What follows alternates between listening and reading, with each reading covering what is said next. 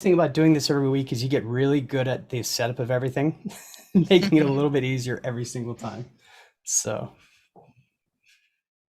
all right. We should be good to go. Hello, everybody. I'd like to introduce our two guests that we have this week. Audrey and Mark, would you please come on down, as Bob Barker would say?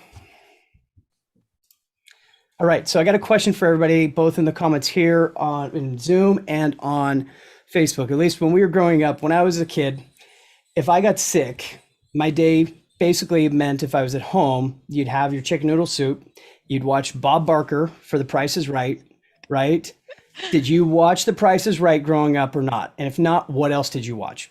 Let us know in the comments. How about you guys? What was yours? Did you have any shows like that you watched growing up along the way? I did, but I honestly don't remember. I Don't think that's the remember. product of getting older, but I did watch The Price is Right. I remember that. I did watch it as well, and I loved it, by the way. Yeah, all this idea of like guessing the price, like which was like, Yeah. yes, we know it. And then you would be wrong. That was okay. That was fun. I feel like we should have a Price is Right with the apps. Like, See, Oh, that'd be I fun. gotta write that one down. Hold on a second here. Nobody can steal that one. Anyways, well, again, thank you so much for joining us on this special edition. We're old westerns. Okay, Bonanza, total Bonanza fan, big time. Um, let's make a deal.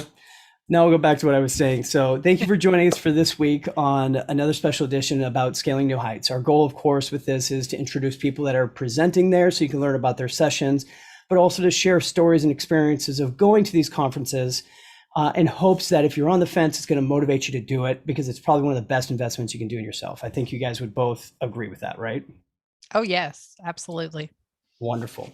So what I'd like to ask is, I'm going to start with Mark. Why don't we start with you first? Would you quickly introduce yourself? Then we'll go over to you, Audrey, because I'd like to then find out a little bit about your session. absolutely. So I am Mark. I'm the CEO and co-founder of Knowify. And as you may already know, Knowify is an app for construction companies on QuickBooks. And we've been around for 5 years, and we are good friends with Matthew. And I think that, we have some exciting stuff today to share with you guys. I do have one quick thing I have to interject, and this is specifically for Tanya. I need you to tell Tanya that you and I met before you met Tanya, please. I think that we've already had this conversation, and I can confirm that it's true. It is true. I did meet Matthew first. That is true. Sorry. Okay, I digress. So, Audrey, would you please introduce yourself to, I believe a lot of community already knows you, but please introduce yourself. Sure. I am Audrey Blackburn, and I am the owner of Blackburn Consulting, Accounting and Tax. And I'm just honored to be here today and be my second year teaching at Scaling this year. I taught during COVID. So, hey, my first time, right? So, this is going to be fun. So, real quickly, how was your experience with that? I was there as well. It Mhm. was definitely a smaller show, Yeah. but what a great experience! Like it was a lot of fun. It was a lot of fun. It was different. I think for me, almost, I was glad that it was smaller because it was my first experience teaching to like my peers, right? Like Yeah. I've taught plenty of people in person and on the web, but never to my peers. And I was so nervous about that. And yeah, I having a smaller group, I think I had maybe 20, maybe that came in the room. I was really impressed. However, I will say half of them are my friends. So I think they came for moral support.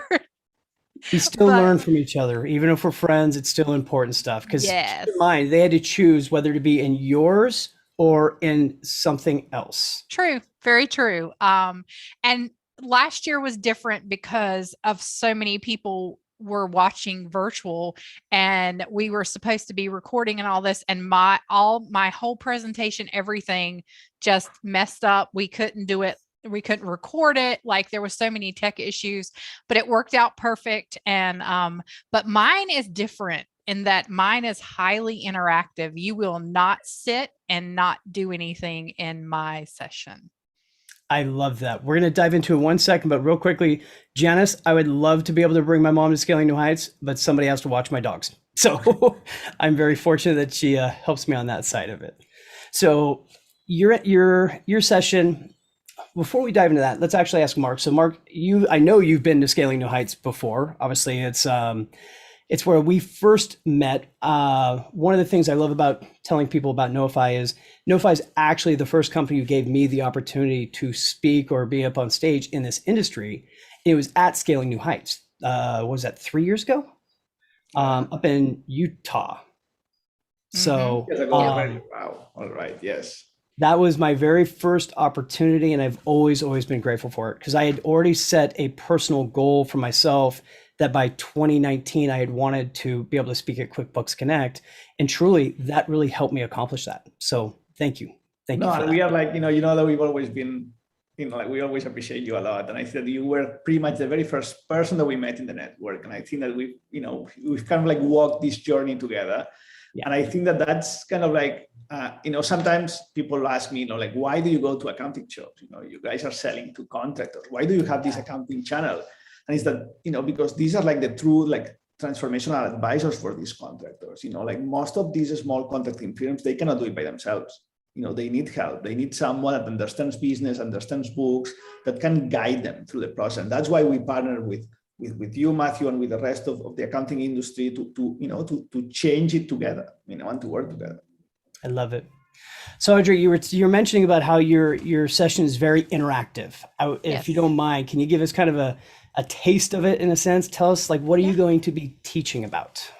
So I'm going to be talking about nonprofit advisory, which if you work in the nonprofit world, that is so completely different than doing advisory with anyone else, because there are definitely different needs, but some things overlap, from small business. I started out working in nonprofit when I was 19. I am not ashamed to say I will be 49 on Monday. And so I've been doing this a long time. I started out as an employee, always doing accounting. That's all I've ever done. And so I feel like I have just a different insight, having been an employee for many years in nonprofits and now serving them on the opposite side as the accountant, outsourced.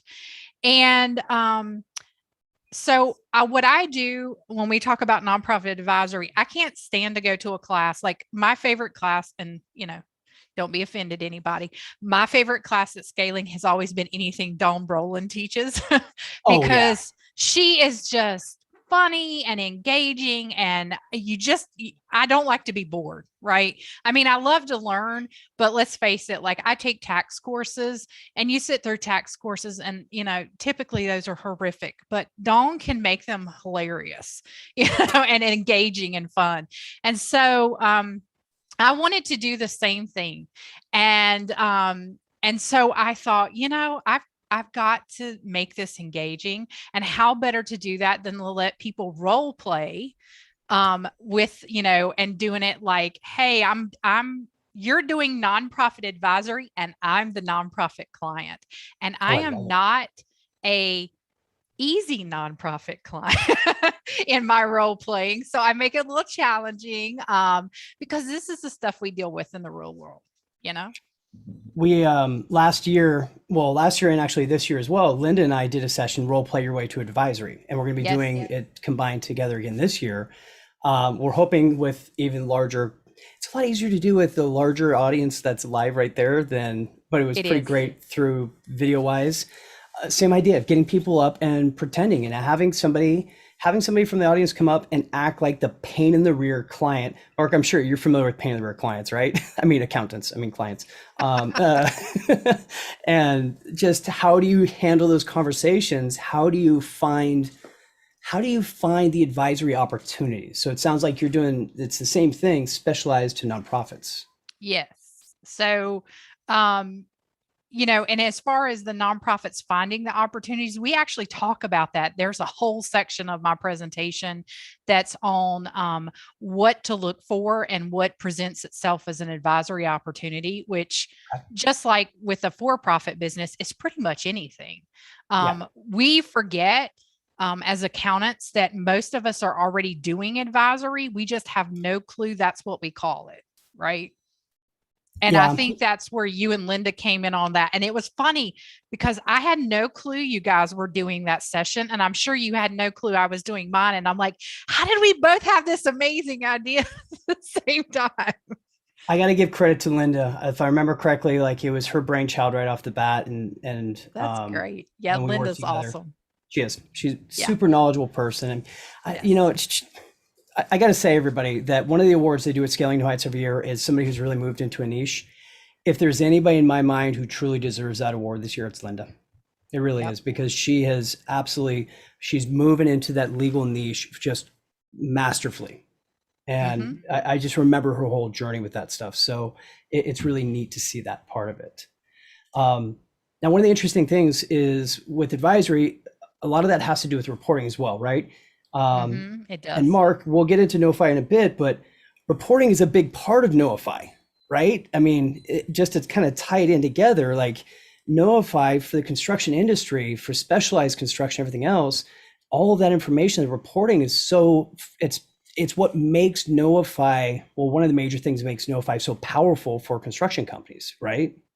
And also showing this kind of like, reports, data, insights that most of these small businesses, they didn't have a way of like seeing before. They didn't know that this was an option. Sometimes when we show them, like a work in progress report, and okay, these are your projects, this is how much you spend in this period of time, overbill, underbill, they see the light. It's like, wait a second, and now I can use this data to, to maybe bid more intelligently, or actually like to manage my projects better. And I think that makes a difference for small business that they didn't know about the idea of like leveraging your own data, like leveraging, understanding what you are doing. And I think that's been transformational. And those that embrace it, they have a huge advantage, that's for sure. So I'd love to ask both of you, because this is what I love about bringing a vendor and an accountant at the same time. When we speak about advisory, I've always personally found there's a visual aspect of this that helps it become understandable, I guess is the best way to say it. Like if you I think we've all had the example where you give somebody a P&L, I'm sorry, different terminology for nonprofit. My apologies. Statement of activities. I call them P&Ls. They understand it better. Got to be appropriate here. But they go and they look at it and they just look at the bottom number. Now, again, nonprofits usually more budget based. But I think, ironically, I think a nonprofit's probably more in tune with understanding how the center numbers impact the bottom, right? Oh, yes. My nonprofit clients are so much more engaged and question things and make me come and bring my A game with the advisory piece a whole lot more than my for-profit. Because my for-profit, they just get so focused on tax. Like how much tax do I got to pay? They don't think about budgets. Like most for-profits don't even have a budget, at least the ones I deal with, because I deal with small business. And they just, like you said, they don't think of what that makes that up. And with Knowify, I'm familiar with Knowify. So I know, there's so much information it can pull out for the construction industry. It's huge. And construction is more engaged than the nonprofit and construction, I think. Well, yeah, the construction I have had, let's say that. Knowify users are, because they've evolved, right? Yeah. Yes. I think that's a good way to say it, because there's a lot of construction users that are Peter and Paul pockets, right? That are like true, not getting to what they need. But when they evolve to Knowify, I do agree with you. And most of them, when they come to Knowify, they have never budgeted. And we ask them, let's start with the simplest concept. Like, let's have like a bucket of like dollars. This goes to labor, this goes to materials, this goes to subcontractors, this goes to equipment. Start with this. Don't get too fancy, but at least something, like a point of reference.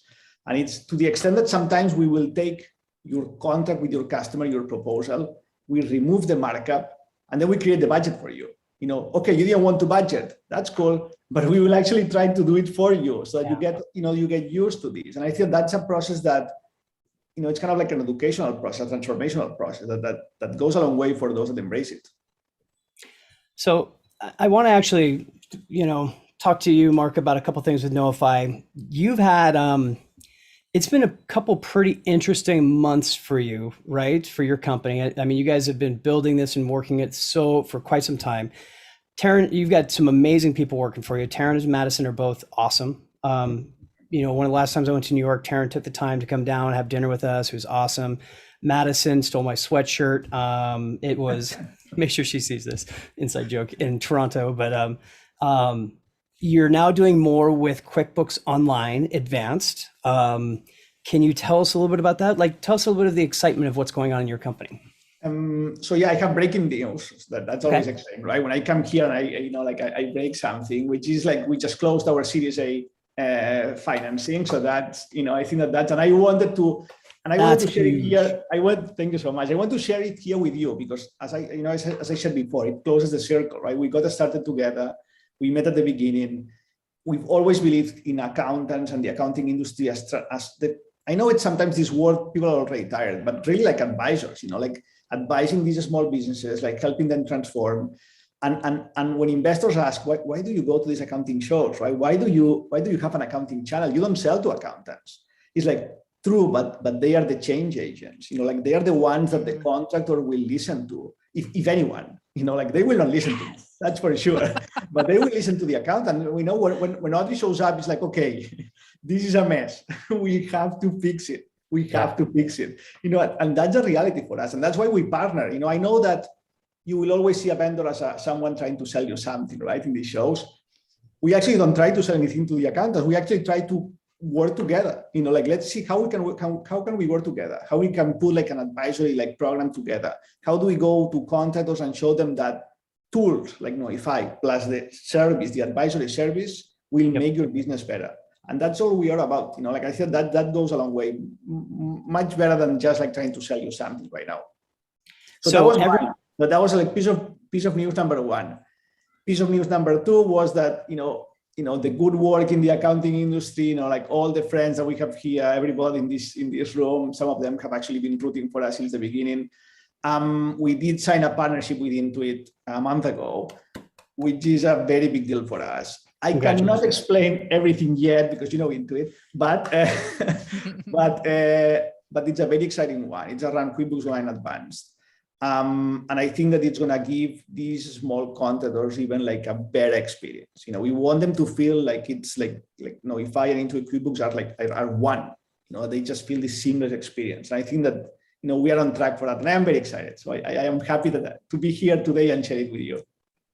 Hector was just saying in the comments that he agrees with you that it's hard to get the small business owner to change apps if the accountant doesn't give it their stamp of approval. So I agree.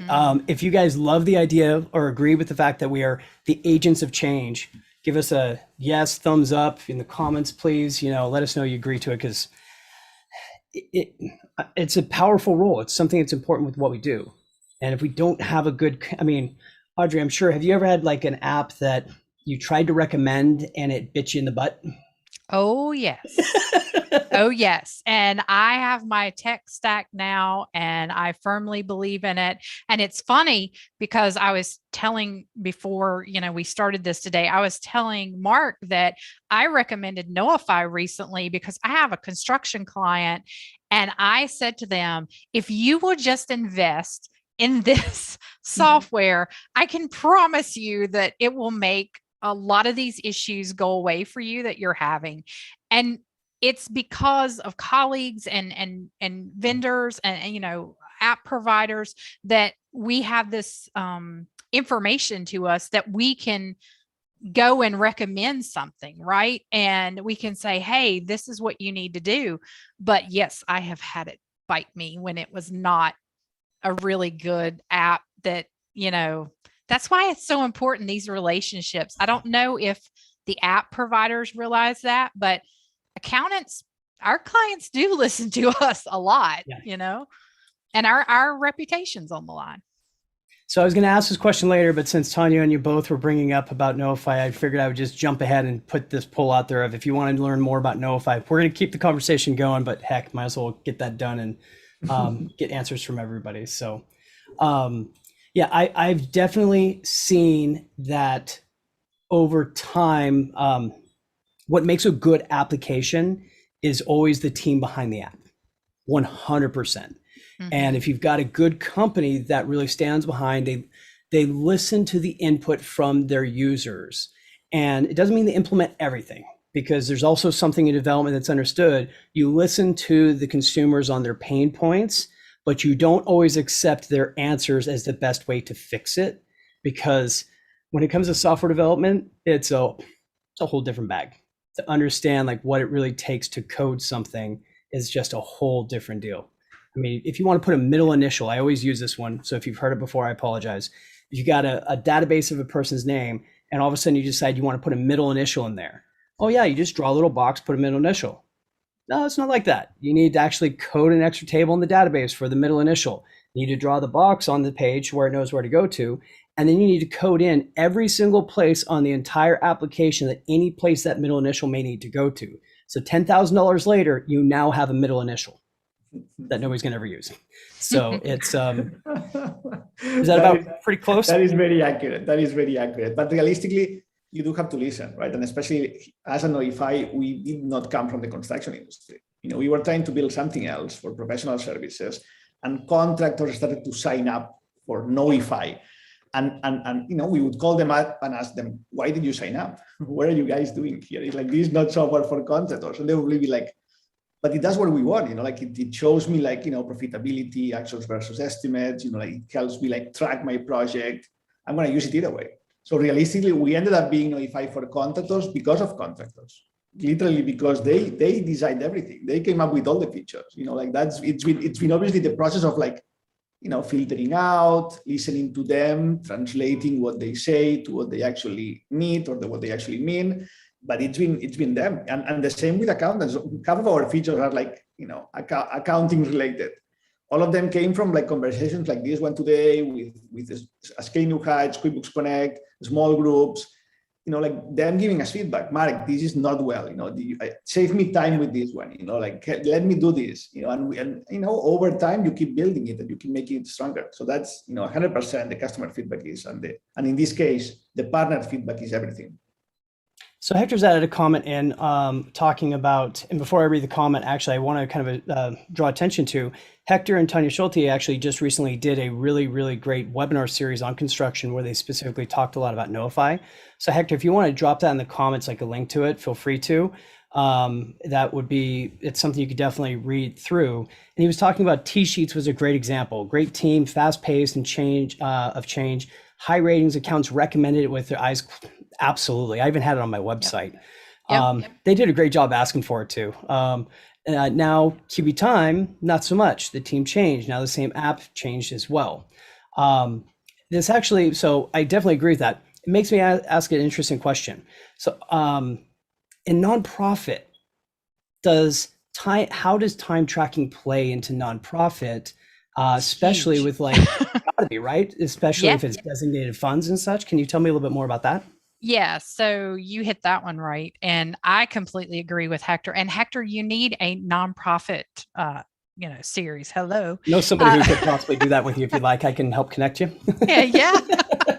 So yeah, time is huge in nonprofits because people work on grants and they work in programs, and we want to track that because we need to do that reporting. Job costing. I think, construction, job costing, right? Yeah. I still call it job costing in nonprofits, but it's not really, it's more project costing or program, but it's huge. And I'm going to tell you, I was #1 fan of T-Sheets, and I was also the same person that when I heard Intuit took them over, I was sick, and I had no problem telling everybody because I said they will ruin it. and I don't use it. I use it none now. I do not recommend it. I have not used it. I have a client that tried to use QB Time. Same construction client. This is how we ended up with Knowify talking about it because QB time, QuickBooks can't figure out how to get them set up on it properly. I'm like, it's your product. I have some news onto that actually, because Okay. So first off, I agree they've definitely had some major challenges. I just yesterday had a conversation with a couple of the team members behind the scenes.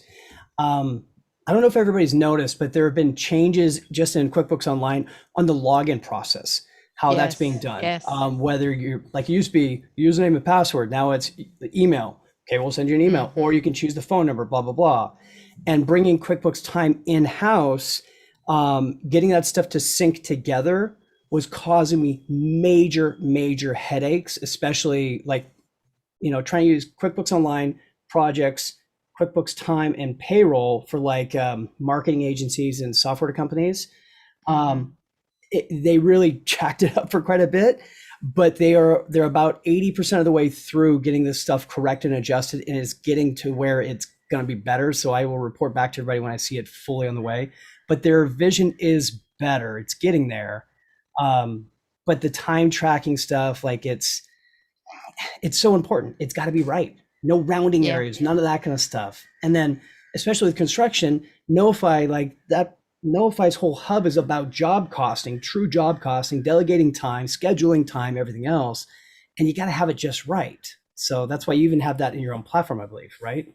No, for sure. And realistically, I see that Hector also mentions here, like QuickBooks Online projects. Which has been always, it has also been a little bit of a headache for everybody, especially us that we manage projects and they don't have it in their API and we cannot sync with them. It's kind of like a back and forth. And I've been with meetings, in meetings with Intuit, and we are working on that together. But, a big company, it takes time. I think that they know what they are doing. It's just that it's going to be a little bit painful for everybody until they get there. I just wish they would take maybe 1 million of the 12 billion that just went to MailChimps and finish out the custom fields on the API. I know. I said it. I'm going to stand by it. So, the custom fields, I don't want to go on a rant because it's so easy for me on this one. The access to the custom fields, especially for something like with Knowify or any third-party application, if you could push data into that, imagine the reporting, everything else you could do by interacting with that information. It could just be so powerful. So make it happen. So even nonprofit, think about like with nonprofits, what you could do. Well, I wish someone would come along, hint, hint, Mark, and develop an app. In my world, in my head, construction and nonprofits are very similar. They probably don't seem like it to you. And those that are working on construction are like, what? But the needs in a lot of aspects are similar. They're very high need industries. They need the project costing. They need to tie things to jobs, or in our world, programs or grants. Yeah. And I would love to see someone come along with a program like Knowify for the nonprofit community. And it just, Hector says, Greg, I know. I love Greg. And he teaches both because they're so similar, construction and nonprofit. I mean, it would make our lives though, as accountants, so much easier. And, maybe we need to develop that app. Well, in the comments, how many people here are working, whether it's specialized or not, how many people are working with nonprofits? One or specialized, either way, let us know in the comments, if you are or not. And then we're going to ask about construction after that, but we'll do we got both. So it's always interesting to see. I'm still more of a generalist and trying to move into a specialist. But it can be difficult to do it. So we're getting a lot of both. We've got one nonprofit. So Teresa and Melissa, Sue, thank you so much. Less on Facebook. Let me say now that this is the time to move into the construction niche. So many new companies will be created next year. So many projects, so much money going into construction. You want to be advising these companies. They will pop up from everywhere. They will not be organized. They will need help. That's a reality. And I'd say the same thing about nonprofits. They're people, I hear all the time accountants say, there's no money in nonprofits. They're not going to pay you. My highest clients that pay me the most money are my nonprofits because they need the most help. They need that CFO. They need that person that they can pick up the phone and call about anything. So yeah, construction's the same way. It's a fast moving industry. They need a lot of advisory. We have a decent number of specialty construction is what I would call it. Decent number of specialty construction clients. We have 2 nonprofit clients as well. The nonprofits, I got to say, I mean, they're fun and exciting to work on, but they are very complicated. Yes. But the construction ones, I've always said you should never hire a friend on as a client, but when a client becomes a good friend, it's a win. And I've got a great buddy named Donnie, DH3 Surfacing, who, man, he's construction. He's just a blast to do work with, and he wants to learn. He's excited and like motivated by it. Love you, Donnie. Does he pick it up every single time? We have a couple of extra training sessions on certain things, but he's always trying to improve. So they're fun to work with for sure. Definitely. So now with Knowify, I mean, we're talking let's back and forth about Knowify. We'll actually have you back on sometime in the future to do an actual true demo of Knowify. This is more about sharing about the shows, everything else. But there's some other really great assets within the program itself. Like you can actually set up and you can set up your job permits from inside of the program. We've been working on those things that, what are the most painful things for a contractor, right? And there are many that you will solve as an advisor, and some others will be solved by QuickBooks. But things like going to the building department, right? Like to pull a permit. So we have a partnership with permits.com to do that, and they will, through Knowify, you will do it automatically. And that goes, by the way, like exactly to the core of job costing, right? Like 3 years ago, I would chat with a contractor and I would ask them, okay, so how do you pull permits? Well, I drive to the building department, I spend there like 3-4 hours, and then I come back. He's like, well, but that's costing you money. No, it's not costing me money. No, it's not costing. It's my time. It's not costing me money. And it would be like, no, that's actually costing you money. It's like 3 or 4 hours that you're not spending like calling leads, engaging with customers, working with your crews. Plus, it's actually part of your salary goes there. Like these 3-4 hours have to go to that project. So job costing, like those 3 hours are job costing. So we try to fix all these little things that the industry has always perceived, in our opinion, in not the best way. And we try to help them, like embrace it. It will help you. You will save time, you will save money, but for real. And if you're not saving time or money, at least we will let you know. You will know in our charts that you are not saving time and money, and the answer will be there for you.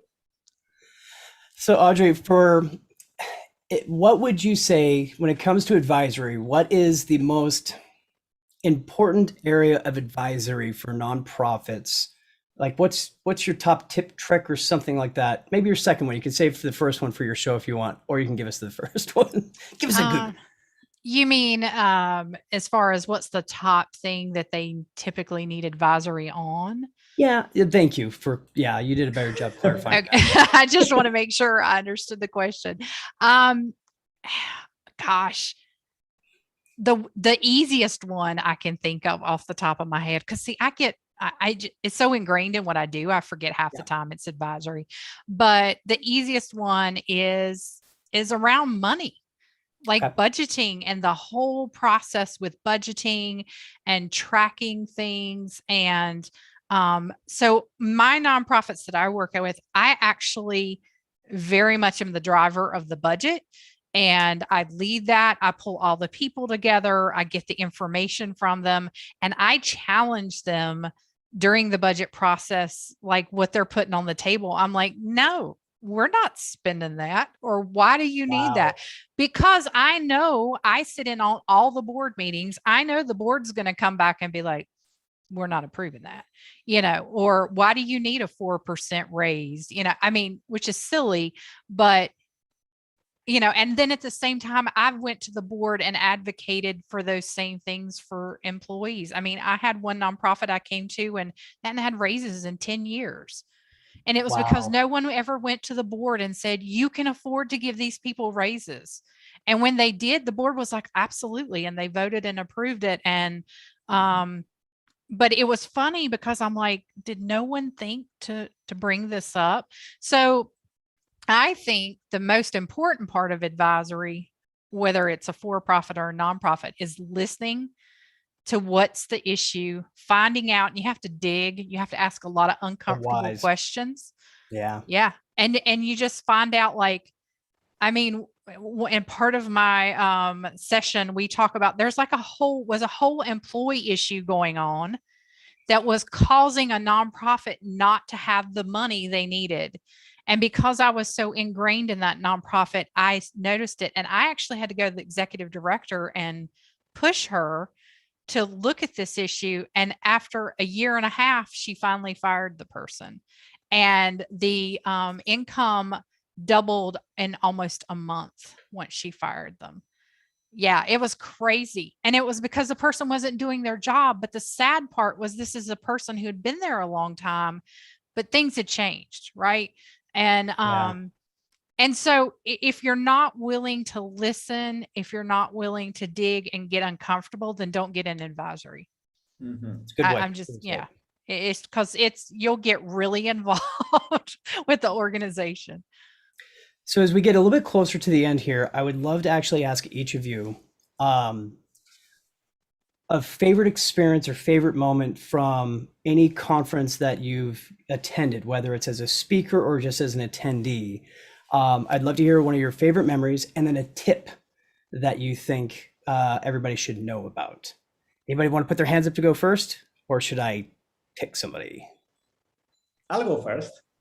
Cheers, Mark.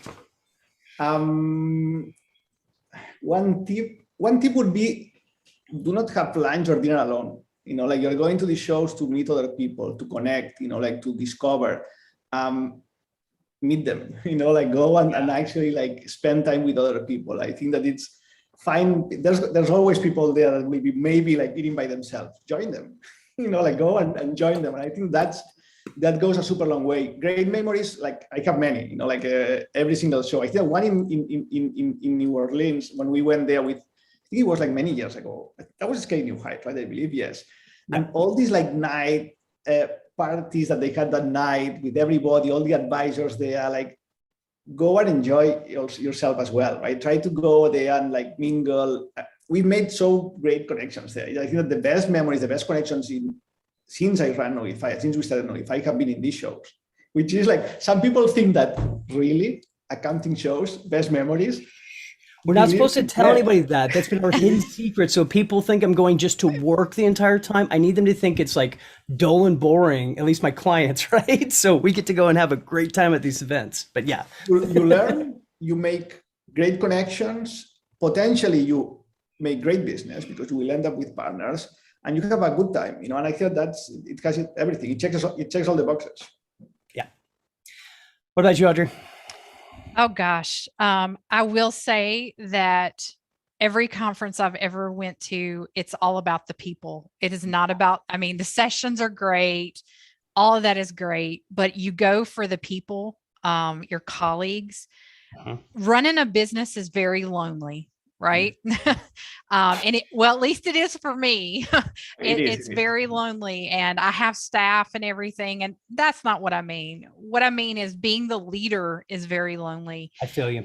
And being able to talk to people that do what you do, experience what you experience with clients, and the headache and the heartache is huge. And I met someone for the first time several years ago at Scaling New Heights. Ingrid Edstrom introduced us because she lives near Ingrid out in Oregon, and I'm in North Carolina.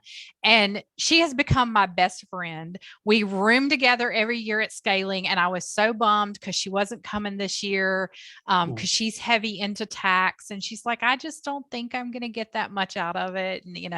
And, she reached out to me 2 days ago and said, well, just wanted to tell you I'm coming to Scaling. And I was like, FOMO took over. The FOMO took over. Yes, because she knows I'm teaching again, and she started, and now she's also focusing on her practice on more the accounting side versus so much of the tax because of some changes that have taken place. And so But I will say that the biggest memory for me, other than making all these amazing friends that have made me feel less alone, is I went to an accounting conference and I was in year 2 of my business. And they asked us to write on a piece of paper, what is the thing holding you back the most? Like, what's stopping you in your business? And I wrote me, and that's all I put. And the head of the conference come walking up to me and said, would you be willing to get up on stage and let us interview you about this and talk about this? And I was like, sure, I know no one here. Why not? And I got up there and I ended up crying, which blew my mind because I don't cry. And it was all because I realized standing on that stage in front of all these amazing people, I was telling them about my background and education and years of experience, and the gasps in the audience were like so loud when I said, kind of an idea of what I charge. And from that, I got out of it that I was charging a fraction of what I should. I came back home, pitched to my 2 top clients what I thought was this massive package, and they would never take it, and told them I'd been doing them a disservice. And they both took it, and I quadrupled my income in 3 days, and my annual income in 3 days, which was huge to me, huge to my business, huge to my family. That would have never happened if I had not went to an accounting conference where I met with my peers who were willing to share. And that's huge with scaling. I have never met anyone at scaling that is a competitor. I don't care if we all do the exact same thing. The nonprofit world is very small. We all get together and get excited. Greg Boston, I love him. He shares every bit of knowledge he's possibly got in his body with you. Megan Tarnow, same way. I mean, there's so many people I could say. And on the for-profit side, the same way. So I just tell people, if you've never been, you got to go at least once. It's like everything else, try it. If you don't like it, don't come back. But honestly, you come to scaling, you'll come back every year just because of the people. Together, we all succeed, as I always love to say. And this is a perfect example of that. Janice put in the comments that she agrees with you both. Don't be shy. Put on your silly hat and just have fun. And yes, I mean, that's about as true as it can get. It's for me, the best part about going to these things, it has been going to connect and meet to all these different people. I always suggest to everybody that when you're go with a plan of attack, have some time scheduled, like don't overbook with every single session. Plan some time in the hallways, because when you get to connect with people and you get to have fun, what's amazing is you get to then also connect with those people all year long. So you may miss a session, but you also gain knowledge and wisdom throughout the rest of the year and more connections through all of it. Yes, I completely agree. I have skipped sessions that I signed up for to sit out in the hallway and talk. Tanya Schulte and I did it one day. She and I hit it off at one of the scalings and we were having this amazing conversation. And I don't know that she knew it, but I just blew off my next session. Sometimes it's, the people connection. And like I said, if you feel lonely running your business, this is the place to come to. Yeah, I really love it. I'm glad you shared that part of it. As we begin to shut down here, I'm going to share some slides about what we've got coming up in the next couple of weeks. But any last comments, things you'd like to add on? I know, Mark, you're going to have a booth there, so everybody needs to come see you at the booth, right? I'll be there. I'll be there this year. So yeah. Make sure when you go see him, make sure you tell him you saw him on QB Community Live. We always appreciate that stuff. Audrey, you've got you're teaching one session, but one 100-minute session, which is truly, that's like doing 2 full sessions, guys. It's a lot of work, a lot of time and energy to put that stuff together. So thank you for that effort and that time. You're welcome. So as we've, I'm going to ask one last poll question here as I then also share, let's do this the right way. Who we've got coming up in the next week or so. Let's see here. Let's go launch. Again, thank you everybody who showed up this week as well. People that attended, registered, answered these polls. That's getting everybody listed for next week. What we have coming up is actually, first, before I talk about that, if anybody isn't familiar, today happens to be Allison Ball's birthday. Audrey, your birthday's on Monday, so happy birthday to both of you, of course. And Allison's an awesome person. she has always been a huge support to me through this industry, so I just really wanted to wish her a very, very happy birthday. And of course, for you coming up, my dad's on Tuesday. What's Monday? Monday's the 27th. My dad's birthday's on Monday. Happy birthday, Dad. Awesome. See, So- good people share birthdays. I love it. Other things coming up pretty quick here this evening. I'm going to be doing some fun on Clubhouse with a friend of mine, Kate Keese. The session we're titling is Great Minds Do Not Always Think Alike. Kate is an interior designer who's amassed an amazing following through Instagram of 165,000 followers. And it's all basically the whole intent about this stuff that we do is always around the idea of like bootstrapping your business. You get started and it just, you either have a whole bunch of time or a whole bunch of money. So it's one or the other, right? And we're going to kind of talk about that. Then next week we'll be doing our drawing at the end of the week for people for a free ticket for Scaling New Heights.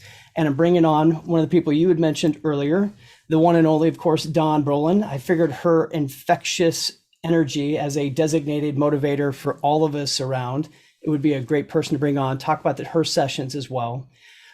Chris Farrell with Licio is going to be coming on as well.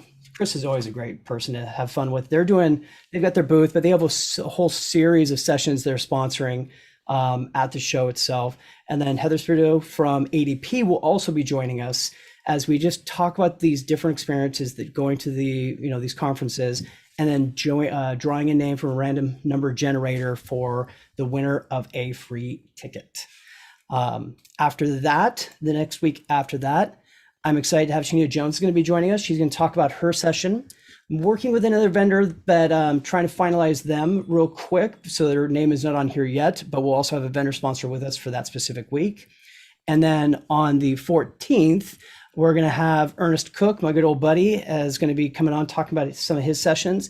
And then Carlos, who's with Fujitsu. And this is going to be another interesting one where the people who attend, basically, if you're registering and attending for those two in between, we're going to be doing a giveaway for a free scanner from Fujitsu on the 14th.